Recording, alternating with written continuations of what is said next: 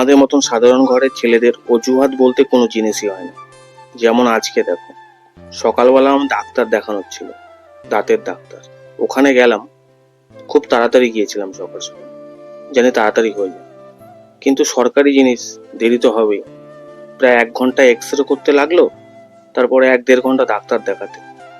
তা তাড়াহুড়ো করে ওখানে ডাক্তার দেখিয়ে মানে মেডিকেল কলেজের ভিতরেই গাড়িটা রেখেছিলাম, ওখান থেকে ভাড়া মারা শুরু করলাম।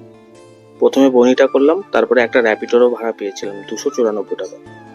তো ভাড়াটা পেয়ে খুব খুশি ছিলাম, কিন্তু এতটাই ভাগ্য খারাপ আজকে যে ওই ভাড়াটা 294 টাকা ছিল, কিন্তু গাড়িটা খারাপ হওয়ার কারণে আমার 350 টাকা ওখানে খরচা হয়ে গেল। তারপর দু একটা ভাড়া মারতে মারতে বিকেল যখন 6:15 তখন আমি বাড়ি আসি।